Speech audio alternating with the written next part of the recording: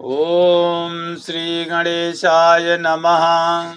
श्री नारद कृतं गणपति स्तोत्रम्। भो गणेश सुर श्रेष्ठ लंबोदर परात्पर।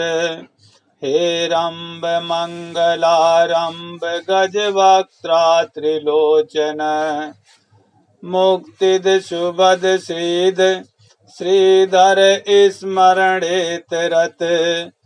परमानंद परम पार्वती नंदन स्वयं। सर्वत्र पूज्य सर्वेश जगत पूज्य महापते। जगत गुरु जगन्नाथ जगदीश नमोस्तुते।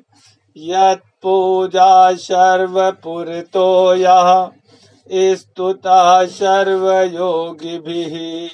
यः पूजिता सुरेन्द्रश्च मुनीन्द्रस्तं नमाम्यहम्। परमाराधनेनैव कृष्णस्य परमात्मनः पुण्यकेन व्रतेनैव यं प्राप्य पार्वती सती। तं नमामि सुरश्रेष्ठं सर्वश्रेष्ठं गरिष्ठका। ज्ञानिश्रेष्ठं वरिष्ठं च तं नमामि गणेश्वरम्। इत्येव मुक्तत्रयवान्तर्दधे विभुः। नारदः प्रययौ शीघ्रमीश्वराभयन्तरं मुदा। इदं लम्बोदर स्तोत्रम् नारदेन कृतं पुरा। पूजा काले पठे नित्यं जयं तस्य पदे पदे। संकल्पितं पठोद्यो हि वर्षमेकं सुसंयतः। विशिष्टपुत्रं लभते परं कृष्णपरायणम्।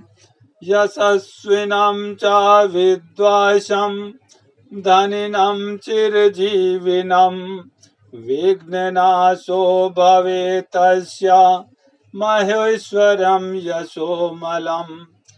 इहैव च सुखं भक्त्या अन्ते याति हरे पदम्। भो गणेश सुर श्रेष्ठ लंबोदर परात्पर। हे रंब मंगलारंब गजवक्त्रा त्रिलोचन।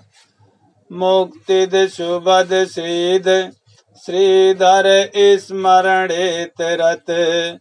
परमानंद परम पार्वती नंदन स्वयं।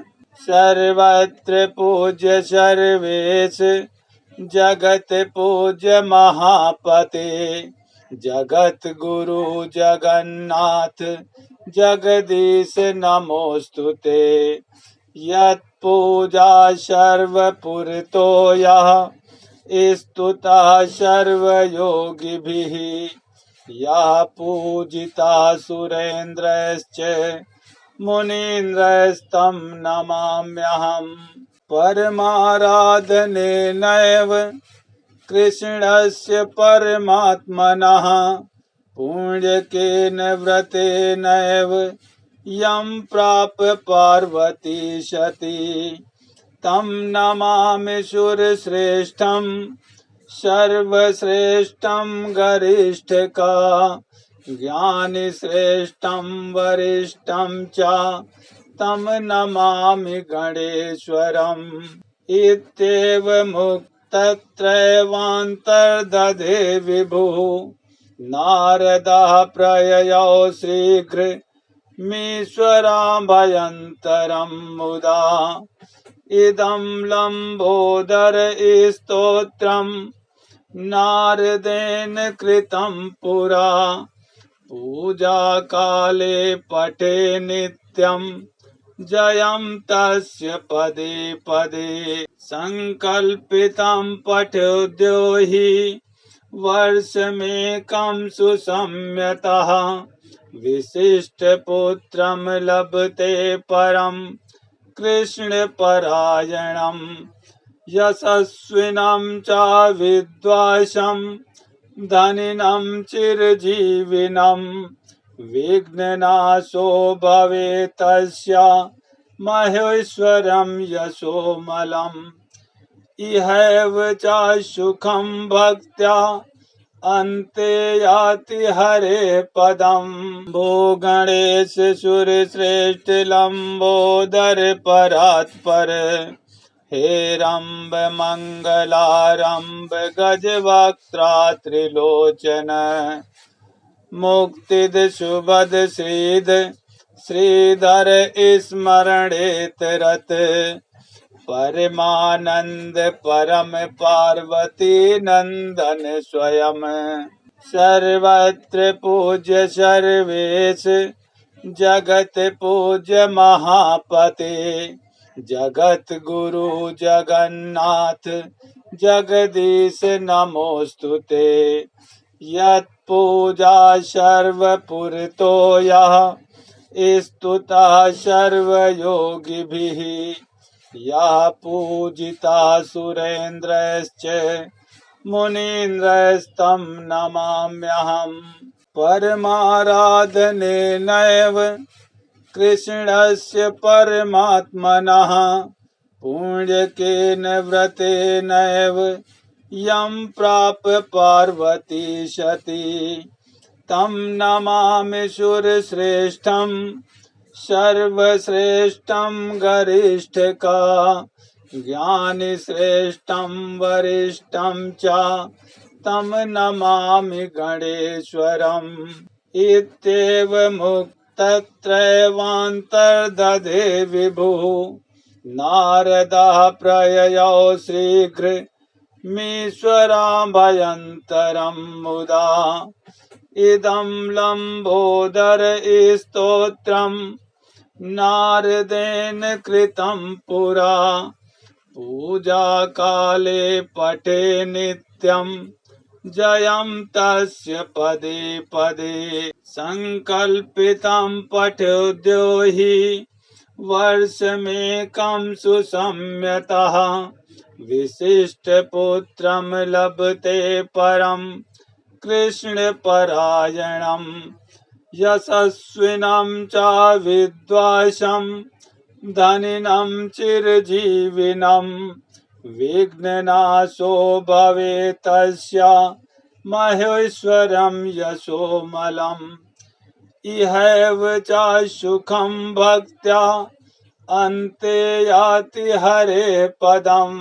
भो गणेश सुरश्रेष्ठ लंबोदर परात्पर हेरम्ब मंगलारंभ गजवक्त्रा त्रिलोचन मुक्तिद सुबद श्रीद श्रीधर स्मरणेत रत परमानंद परम पार्वती नंदन स्वयं सर्वत्र पूज्य सर्वेश जगत पूज्य महापते जगत गुरु जगन्नाथ जगदीश नमोस्तुते यत्पूजा सर्वपुरतो यः स्तुतः सर्वयोगिभिः यः पूजिता सुरेन्द्रश्च मुनीन्द्रस्तं नमाम्यहम्। परमाराधनेनैव कृष्णस्य परमात्मनः पुण्यकेन व्रतेनैव यं प्राप पार्वती सती तं नमामि सुरश्रेष्ठं सर्वश्रेष्ठं गरिष्ठका ज्ञानिश्रेष्ठं वरिष्ठं च तं नमामि गणेश्वरम् इत्येवमुक्तत्रैवान्तर्दधे विभुः नारदः प्रययौ शीघ्रमीश्वराभयन्तरं मुदा इदं लम्बोदर स्तोत्रं नारदेन कृतं पुरा पूजा काले पठे नित्यं जयं तस्य पदे पदे संकल्पितं पठ्योद्यो हि वर्षमेकं सुसंयतः विशिष्टपुत्रं लभते परं कृष्णपरायणम् यशस्विनं च विद्वांसं धनिनं चिरजीविनं विघ्ननाशो भवेत् तस्य महेश्वरं यशोमलम् इहैव च सुखं भक्त्या अन्ते याति हरे पदं भो गणेश सुरश्रेष्ठ लंबोदर परात्पर हेरम्ब मंगलारंभ गजवक्त्रा त्रिलोचन मुक्तिद सुबद श्रीद श्रीधर स्मरणेत रत परमानंद परम पार्वती नंदन स्वयं सर्वत्र पूज्य सर्वेश जगत पूज्य महापते जगत गुरु जगन्नाथ जगदीश नमोस्तुते यत् पूजा सर्वपुरतो यः स्तुतः सर्वयोगिभिः यः पूजिता सुरेन्द्रश्च मुनीन्द्रस्तं नमाम्यहम् परमाराधनेनैव कृष्णस्य परमात्मनः पुण्यकेन व्रतेनैव यं प्राप पार्वती सती तं नमामि सुरश्रेष्ठं सर्वश्रेष्ठं गरिष्ठका ज्ञानिश्रेष्ठं वरिष्ठं च तं नमामि गणेश्वरम् इत्येव मुक्तत्रयवान्तर्दधे विभुः नारदः प्रययौ शीघ्रमीश्वराभयन्तरं मुदा इदं लम्बोदर स्तोत्रं नारदेन कृतं पुरा पूजा काले पठे नित्यं जयं तस्य पदे पदे संकल्पितं पठ्योद्यो